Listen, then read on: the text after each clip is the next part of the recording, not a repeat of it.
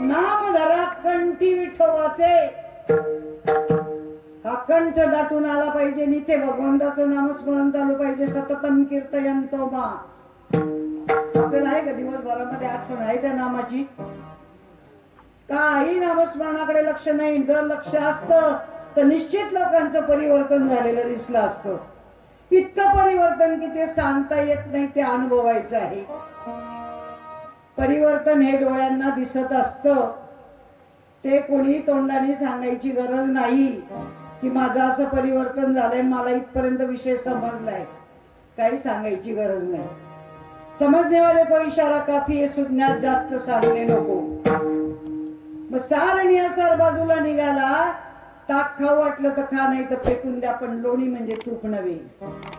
पुन्हा त्याला अग्नी संपर्क दिला आणि ज्या वेळेला ते लालबुंद तूप तयार झालं आणि दारावरती विकायला आलं आणि ज्या वेळेला विचारलं काय भाव, त्यांनी सांगितलं 600 रुपये किलो. हाताने घेतलं आणि हातावर लावलं आणि नाकाने वास घेतला. हात आणि नाक याच्या मधला जो अदृश्य सुवास आहे त्याचा भाव 600 रुपये किलो. आणि त्या भावाचा देव भुकेलेला आहे. कळाला परमार्थ? त्या भावाचा देव भुकेलेला आहे की भावे विन भक्ती, भक्ती विन मुक्ती आणि बळे विन शक्ती बोलू नये. भाव निर्माण झाल्याशिवाय भक्ती होणार नाही आणि भक्ती निर्माण झाल्याशिवाय मुक्ती मिळणार नाही. आपल्याला वाटते मुक्ती मिळावी, मोक्ष मिळावा, पण काहीतरी करावं लागेल ना. असं एवढा जर जिंदगीतला टाइमपास केला तर कधी मुक्ती मिळणार? मुक्ती एवढी सोपी नाहीये. सोपी पण आहे ना अवघड पण आहे. केली तर सोपी आहे, नाही केली तर फार अवघड आहे. फार अवघड आहे. मग सार आणि असार याचा विचार करायचा आहे आणि तो सारा सार विचार साधू संतांनी आपल्याला विवेक जागृत करून दिला. प्रबोध देऊन विवेक जागृत करून दिला. पण तरी अजून आमचं विवेकाचं भजन चालू नाहीये. आणि विवेक जर जागृत झालेला असेल तर या फालतू गोष्टींकडे कुठलाच माणूस लक्ष देणार नाही. त्याला काहीच आवडणार नाही. नाही जमणार आम्हाला, हे आमच्याकडे वेळ नाहीये, आम्हाला जमणार नाहीये, आम्ही आमचं चिंतन भलं. त्या चित्ताला चाळा लागला पाहिजे. 24 तास चाळा लागला पाहिजे. मग चिंतन चित्ताला लावी मनाच्या मनाला, कुणमणीच्या सुखा आत पांडुरंग भेट देतो. मग पांडुरंगाने भेट दिल्यावर काय शिल्लक राहील पाठीमागे? काहीच नाही ना. मागील परिहार पुढे नाहीशी दर्शन एक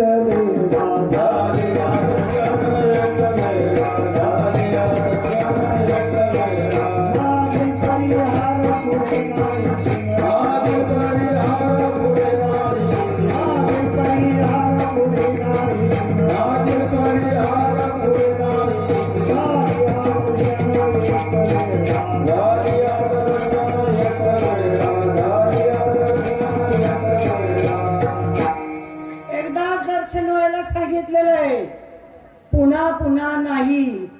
दर्शन हा विषय एकदाच आहे आणि प्रदर्शन मात्र पुन्हा पुन्हा आहे. दर्शन हे एकदाच आहे.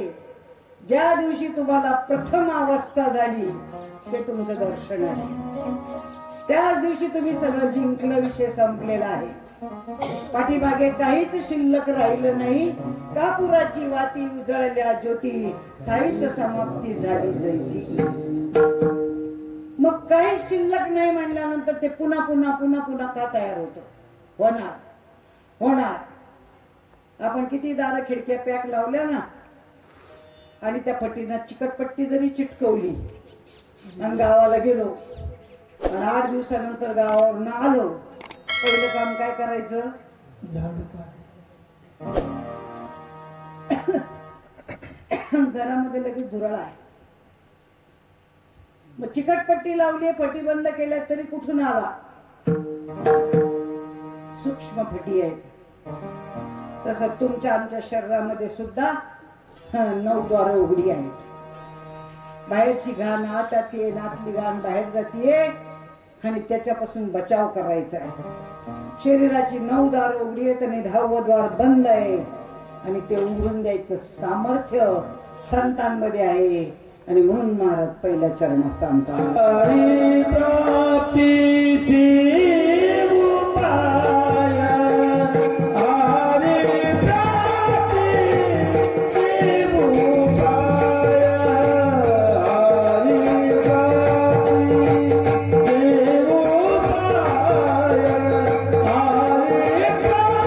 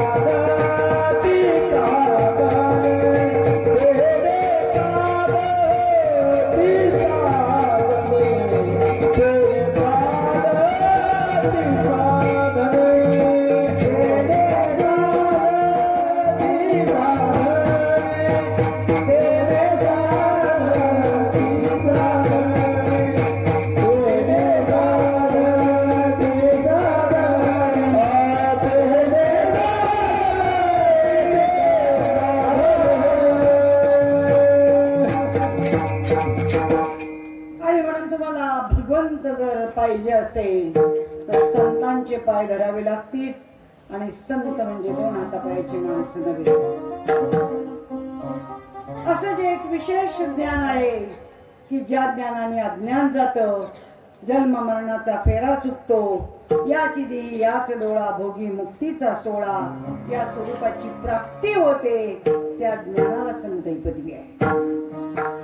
आणि म्हणून म्हणलंय, ते ज्ञान पैगा बरवे जरी मनी अथी अनावे, तरी संताया बजावे सर्वस्वेशी. ते ज्ञान बोट तिकडे दाखवलंय, इकडे नाही दाखवलं. ही ज्ञानेश्वरी भागवत हे पण ते म्हणजे ते की जे अनादी कालापासून चालत आलेलं आहे, सृष्टीच्या निर्मितीच्या अगोदरपासून आहे, ज्याचा अनुभव सर्व देवांना आणि संतांना घ्यावा लागलेला आहे, ते ज्ञान. बघा बोट तिकडे दाखवले, ते ज्ञान पैगावर. खूप चांगलं आहे ते. जरी मनी अथी आणावे, तर मनात आणायचा विचार करा, तरी संताया बजावे सर्वस्वेशी. सर्वस्व म्हणजे काय हो? तनु मनु जीवे चरणासी लागावे, अगर्वता करावे दास्य सकळ. तन मन आणि धन तिन्ही गोष्टी समर्पित कराव्या लागतात सद्गुरूंच्या चरणावरती. त्याच्यातली एकही राखीव ठेवून चालत नाही. तन म्हणजे शरीर, मन आणि धन, या तिन्ही गोष्टी समर्पित कराव्या लागतात, तेव्हा त्याच्या दुप्पट आपल्याला मिळतं. आपण एकपट केलं तर 10 पट आपल्याला मिळतं, पण आम्ही करूनच पाहत नाही ना, करूनच पाहत नाही. तनु मनु जीवे चरणासी लागावे आणि अगर्वता करावे दास्य सत्वळ. दास्यत्व पत्करायचंय साधू संतांचं. दास्यत्व आमचं तर गुरु एकीकडे शिष्य एकीकडे चाललेत, गळ्यात गळे घालून शिव्या घालत. दोघे एकाच लायकीचे, एकाच वयाचे, एकाच बावळटपणा. कसा गुणी लोक देवा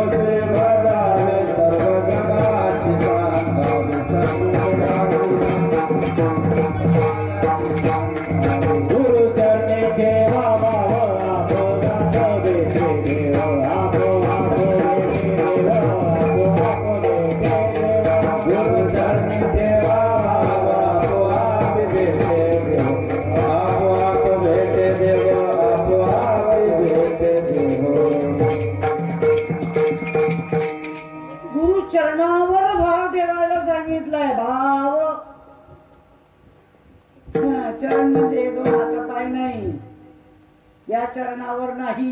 गुरु म्हणजे हाडामासाचा नाही. गुरु त्या पदवीच्या ज्ञानाला आहे आणि त्याच्यावर विश्वास ठेवायचा आहे. संतांची पायी हा माझा विश्वास, सर्व भावे झालो दास त्यांचा. पूर्ण सर्वस्व पदार्पण करायचे त्या संतांच्या चरणावर, तेव्हा त्या ज्ञानाची प्राप्ती होते. एवढं लक्षात घ्या. इकडे सगळं राखीव ठेवायचं. साधा आम्हाला गुरुला कधी फोन करायला वेळ नाही. गुरु एकीकडं तर शिष्य एकीकडं. गुरुने माळ घातली तर आम्ही पुन्हा तिकडे पाहायला तयार नाही. दुकानदाराला गरज का गिरायकाला गरज हो? तुमच्याकडे कसं आहे? हा, हो, गिरायकाला एक नाही तर 10 दुकान आहेत, नाही का? पण दुकानदाराला माल खपवायचा, दुकानदाराला किती गरज पाहिजे? हा, सगळी गरज दुकानदाराला पाहिजे. भगवंताला गरज होती म्हणून अर्जुनाला पुन्हा पुन्हा पुन्हा पुन्हा सांगितलं. अशी गुरुची ड्युटी आहे. गुरुने पुन्हा पुन्हा पुन्हा पुन्हा सांगितलं पाहिजे, त्याच्यावरती ठसवलं पाहिजे आणि त्याचा विषय तो पक्का केला पाहिजे. गुरु चरणी ठेविता भाव, संतांची पायी हा माझा विश्वास. पूर्ण विश्वास पाहिजे. मला जे ज्ञान मिळालंय ते एकदम सत्य आहे. अनादिकालापासून चालत आलेलं आहे. साधू संतांनी त्याचा अनुभव घेतलेला आहे. देवांनी त्याचा अनुभव घेतलेला आहे. मला जे मिळालेलं आहे ते अगदी 100 नाही 101% खरं आहे. एवढा जर विश्वास असेल ना तर जीवनामध्ये कधी कुठे तो वाया जाणार नाही. सांगा,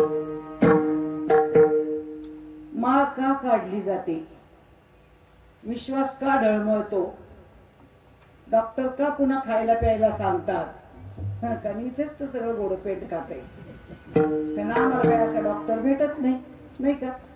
की नाही बा आता तुम्हाला खूप अशक्तपणा आलाय आणि तुम्ही खा प्या बा आता. कारण आमच्याकडे उत्तर आहे. आम्ही सांगू शास्त्र उघडून दाखवा कुठं लिहिलेलं आहे खा प्या.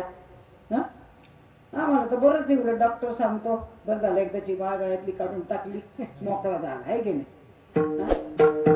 अरे अशा उधारीचा परमार्थ काही उपयोगाचा नाही. प्रपंच उधारीचा आहे का? शेती उधारीची आहे का? मुलंबाळ उधारीची आहेत का? नाही ना. तिथे आयुष्यभर झटून प्रपंच करतो. थोडा सुद्धा एक सेकंदही वाया घालवत नाही. मग परमार्थामध्ये कसं केलं पाहिजे? अरे वाढ होत गेली पाहिजे त्याच्यामध्ये. इतकी गोडी लागली पाहिजे, इतकी गोडी लागली पाहिजे की प्रपंच असा कमी कमी कमी कमी होत गेला पाहिजे. प्रपंचातली गोडी कमी होत गेली पाहिजे आणि परमार्थातली गोडी वाढली पाहिजे. संतांच्यावरचा विश्वास वाढला पाहिजे. की काय मला हे मिळाले अगाध ज्ञान, सृष्टीच्या या पृथ्वी तलावरती कुठेच नाही आणि ते मला एवढं सोप्या रीतीने मिळाले, एवढं घरात बसून मिळाले, एवढं आयतं मिळालंय. किती त्याचं सेवन करू आणि किती नाही, एवढा आपल्याला प्रश्न पडला पाहिजे. आणि त्याचं सुख जे आहे ना ते माणसाच्या चेहऱ्यावर दिसतं, झाकत नाही, अजिबात झाकत नाही. कारण तो माणूस सुखी आहे का दुःखी आहे हे बरोबर ते वातावरणच सांगत असतं. आणि त्याचा परमार्थ जर व्यवस्थित चालू असेल ना तर मला नाही वाटत त्याला जीवनामध्ये काही कुठे कमी पडत असेल. दुनियेच्या बाजारात जरी तो कुठे फिरला तरी त्याला कुठेच कमी पडणार नाही. कारण भगवंत त्याला सतत पाठीराखा असतो. मागे पुढे उभा राहे सांभाळलं, आधी आघात निवारण. तुमच्यावरती कुठलाच प्रसंग येऊ देणार नाही. पण केव्हा? आमचा विश्वास असेल तर ना.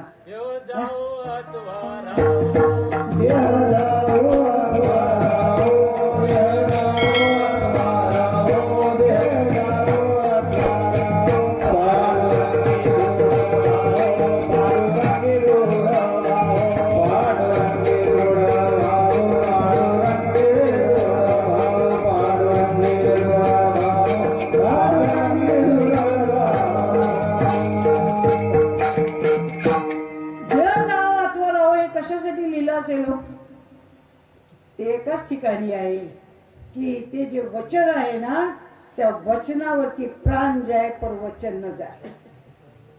माझा प्राण गेला तरी चालेल पण त्या वचनावरती मी इतका पक्का राहणार आहे की ते वचन मी कधीच मोडू देणार नाही. आणि म्हणून त्या नामावरती विश्वास पाहिजे.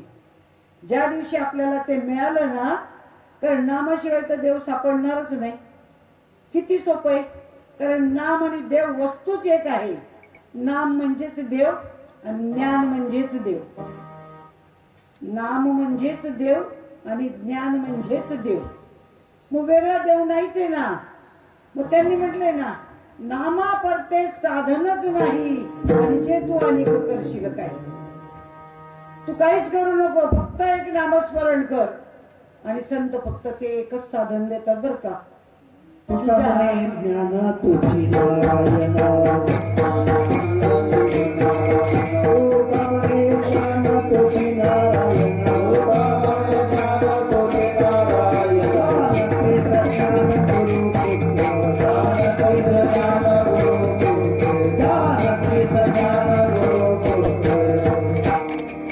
मग तुम्हाला तुमच्यातला देव भेटून देण्यासाठी काय दिलं साधू संतांनी? फुल आणायला सांगितलं नाही, हार आणायला सांगितलं नाही, सत्यनारायण घालायला सांगितलं नाही. तुमच्यातलीच वस्तू तुम्हाला दाखवण्यासाठी फक्त भगवंत नामाचा उपदेश तुमच्यावरती केला. आणि तो तुमच्या फक्त कानांनी ऐकला. कानी जे पेरले डोळा ते उगवले. कानांनी ऐकलं, पण जे कधीच ऐकलेलं नव्हतं असं ऐकलं. जे कधीच ऐकलेलं नव्हतं, अप्राप्य वस्तूची प्राप्ती करून देण्यासाठी संतांचा महिमा आहे. वस्तू प्राप्त आहे, परंतु ती आपल्या जवळ असून आपल्याला माहित नाही. आणि म्हणून त्याची ओळख करून द्यायचं काम संत महात्मे करतात. आणि ती ओळख कशा मार्फत करतात तर भगवंताच्या नामाच्या मार्फत करतात. आणि म्हणून त्या नामाचा उपदेश केला. ते नाम कानावरती पडलं आणि त्याबरोबर लगेच आतून आरोळी ठोकली गेली. लगेच आवाज फुटला, लगेच ओ दिली गेली. कंठी प्रेम लाटे,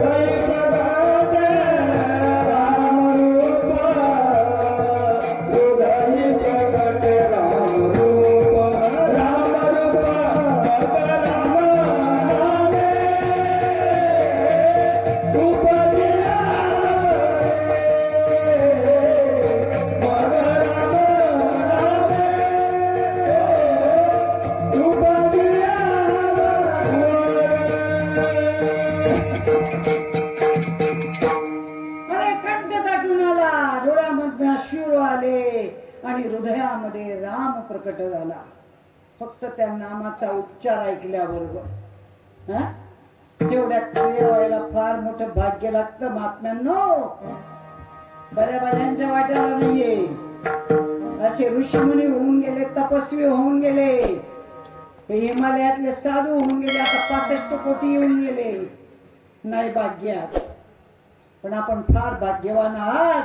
आणि म्हणून ते कानावरती ऐकायला मिळालेले की कानामध्ये पेरलं आणि लगेच त्याची अनुभूती आली की की कंठी प्रेम दाटे नैनी नीर लोटे हृदयी प्रकटे राम रूप आणि मग राम नामे उपजे आवडी. राम नामाची गोडी नंतर लागेल, तोपर्यंत नाही. केव्हा? अनुभूती आल्याशिवाय गोडी लागणार नाही. मग बाहेर गोडी का लागत नाही? उघडाच मंत्र असतो, पण गोडी का नाही? तर अनुभूती नाही. कारण तुका म्हणे अनुभव प्रमाण शब्दांचे गौरव कामा नाही. शब्द पांडित्य काही उपयोगाचं नाही. भूक लागलीये, भात वरण भाजी पोळी, भात वरण भाजी पोळी, पोटभर जेवा लाजू नका, पोटभर जेवा लाजू नका. वाढायचा काही पत्ता नाही. निर्लज्ज निर्लज्ज. म्हणजे तेच धंदे चालले तर तेच कीर्तन चालले. वाढायचा काहीच पत्ता नाही. पोटभर खा, घाला सकते करा वर्गण्या गोळा, 7 दिवस टचून खान झोपा. फक्त सकाळचा काकडा, दुपारचा हरिपाठ, रात्रीचं कीर्तन, काम संपलं. पारायण चाललंय, चहा नाश्ता जेवण. कोणाच्या बापाने असा परमार्थ सांगितला होता. ज्ञानेश्वर महाराज तुकाराम महाराजांनी केला का असा? अरे झोपायला जमीन, पांघरायला आकाश, 4 गरीब माधुकरी मागितली तर वाढत नव्हते कुणी. मांडे खायची इच्छा झाली तर खापर मिळू दिलं नाही. एवढा त्या महात्म्यांचा तो नात छळ झाला आणि त्यांनी आज शास्त्र उपलब्ध करून ठेवलं. आणि म्हणून आज महाराष्ट्रातला एक एक बुवा पोट भरतोय, एक एक बुवा पोट भरतोय. महात्म्यांनी जर शास्त्र तयार करून ठेवलं नसतं ना, आज एकही बाबा जिवंत नसता राहिला. कुठून पोट भरलं असतं? नाही नोकरी, नाही बिझनेस, नाही शेतीवाडी, नाही कुठं कमवायला जात, नाही कुठं खड्डे खणायला जात, नाही कुठं रोजंदारीच्या हमीवर कामाला जात, नाही कुठं कांदे खोपायला जात, नाही कुठं घाम गाळत, नाही का? तरी कोट्यवधीचे मठ, आश्रम, पैसा रगड कोणाकडं? बाबाकडं. यांच्यावर धाडी पडल्या पाहिजे हो. त्या इन्कम टॅक्सच्या धाडी ह्यांच्यावर पडल्या पाहिजे. पहिल्यांदा आमच्यावर पडली पाहिजे. बघा किती निघतंय ते. बघा किती निघतंय ते. पहिले जर बाबा लोक ताब्यात घेतले ना, सगळी वाट मोकळी होऊन जाईल. बघा तुम्ही, ते होणारच आहे, होणार आहे, लवकर होणार आहे. बरं का? तर माझी ती इच्छा पूर्ण होईल. बरं का? की पहिल्यांदा धाडी महाराज लोकांवर पडल्या पाहिजे. सर्वात जास्त संपत्ती महाराज लोकांकडे. फक्त इकडे सफेद कपडे घातलेले, मुंह में नाम बगल में छुरी, चालू द्या धंदा. येऊन द्या 50,000, 60,000, 70,000, 1,00,000. अरे भिकाऱ्याची अवलाद. साधू संतांचा एक अभंग घेतो आणि त्याच्यावर 50,000 रुपये कमवतो. ज्ञानेश्वरीतली एक ओवी घेतो आणि त्याच्यावर तू 40,000, 50,000 कमवतो. साधू संतांचा विक्रा चालवलाय, विक्रा. आणि ज्या महात्म्यांना काबाड कष्ट करून ज्ञानेश्वरी भागवत लिहावं लागलं, होती का एवढी लाईट? असा मांडव, टाळ, पकवान. 85 साली कीर्तनाला या खानदेशात येत होतं, ते काहीच नव्हतं. जा, काहीच नव्हतं. कसे होते माहिती आमचे कीर्तन? तुमच्या जवळचं गाव आहे इथे, सगळीकडं बापूंच्या गावाला असं एक पिपा ठोकायचं, त्याच्यात वाळू घालायची, त्याच्यात एक बांबू रवायचा, त्याच्यात चाईचा बल्ब लावायचा, डफडान डफडान वाजायचं, 4 लोक समोर बसायचे आणि करा कीर्तन. असे होते कीर्तन. पण त्याच्यातून अख्खा खानदेश गाडला. आणि आता तर काय बाबा गायक नाही का, हे वाजवणारे हे तर आम्ही पाहिलंच नव्हतं, नाही का?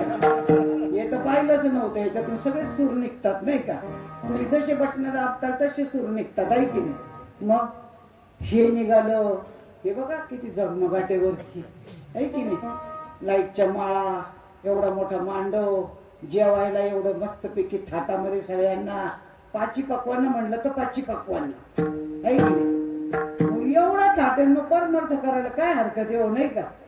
कुठून तरी खोटी खोटी माळ घालायची गळ्यात, खोटी खोटी, आहे की नाही? खोटी खोटी माळ घालायची, जगाला मिळून दाखवायची, मी माळ करी, मी माळ करी, मी हबोपो. हो बो पो. हा बाबा म्हणजे कळलं? हा बाबा म्हणजे काय?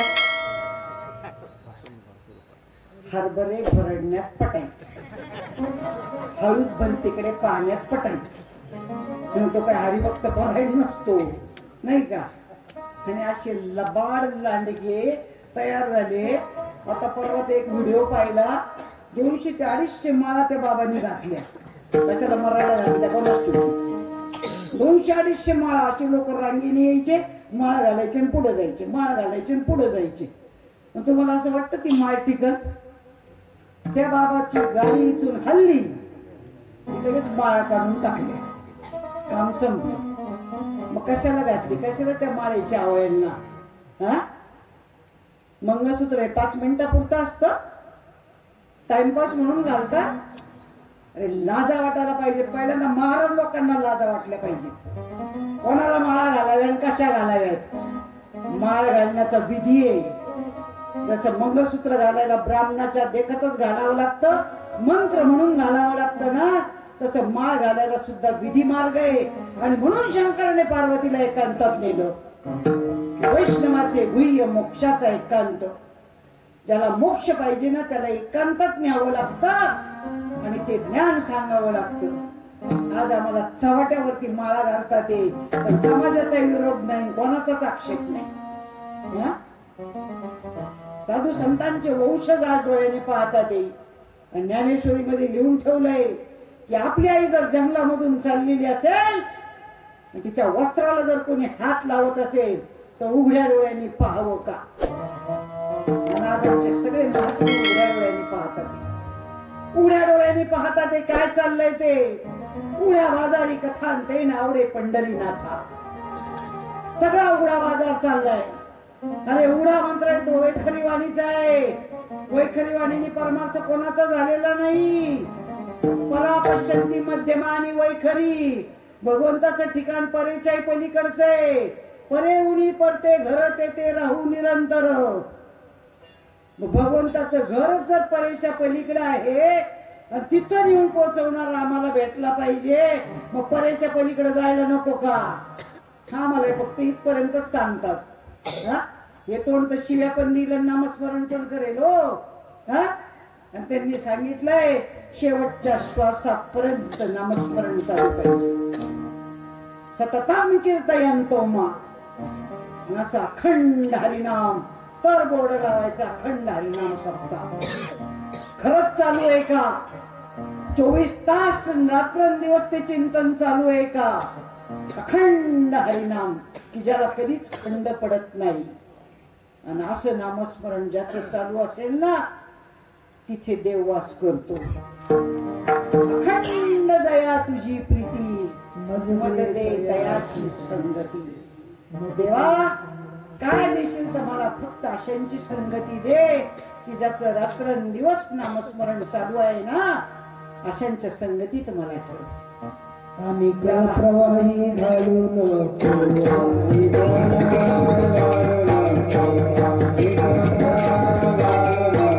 संत संग देवी, संत संग देवी, संत संग देवी, संत संग देवी, संत संग देवी, संत संग देवी, संत संग देवी.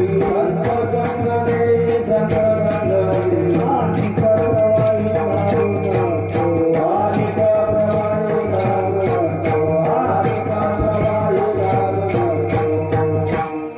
आणि म्हणून संतांची संगत खूप महत्वाची आहे. मग तुम्ही म्हणता रोज महाराजांना बोलून आणायचं का? नाही, महाराजांना बोलू नका, आणू त्यांच्या जवळही बसू नका. परंतु ते जे ज्ञान आहे ना त्या ज्ञानाला संत ही पदवी आहे आणि त्याच्या सानिध्यात रात्रंदिवस राहा. दिवसभर एखादी ओवी म्हणा, अभंग म्हणा, 2 ओव्यांचा अर्थ लावा, हरिपाठाचा अर्थ लावा, हरिपाठ पाठ करा. 2 शब्द आपल्याला बोलता येतात ते का ते पहा, 2 शब्द लिहिता येतात ते का ते पहा. कोणाला फोन करून त्या विषयावरती 2 शब्द बोला, त्याला सत्संग म्हणतात.